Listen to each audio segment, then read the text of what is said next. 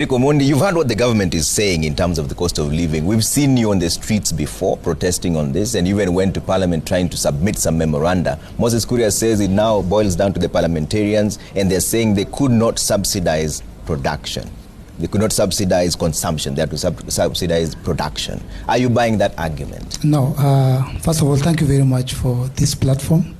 And Trevor, I believe this is the right place to call out the Kenya Kwanza government, because we all had them on the campaign trail.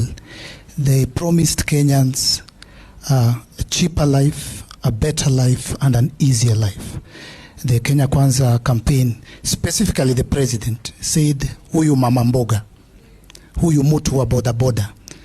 Trevor, you said yourself, I've been arrested 4 times.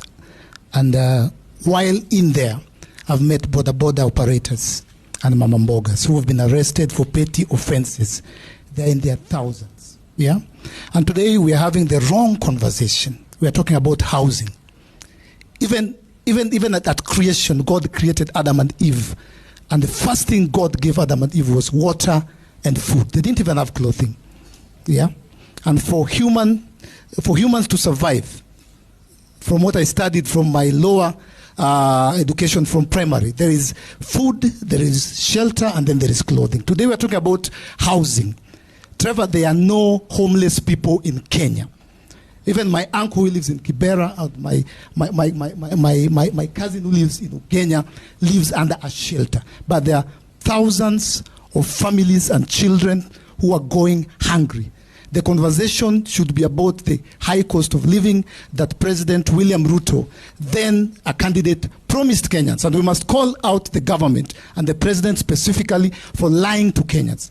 Because this has been a culture of government after government, where you come and use words. You say, hii serikali itakuwa ya mama, na wewe mtu wa boda boda, na tutapangwa, na tutahakikisha. They promised us a better life, an easier life, and a cheaper life, and we have the records.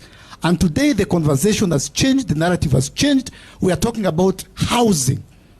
There are no Kenyans who are homeless. There are some of them, Eric, but they say the cost of living is a ripple effect of even the entire globe. Kenyans who are homeless? I'm not talking about street children.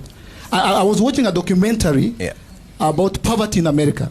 And they have hobos, homeless people. You can correct me if I'm wrong. We're talking about informal settlements like Kibra, but I personally don't know about Kenyans who are actually homeless. As you're speaking here tonight, Trevor, you as Royal Media Promises, news at 9. You cannot then broadcast Inspector Mwala at 9 and tell us wacha tuanze na hii kwanza. Yeah? We are having the wrong conversation. Okay. All right.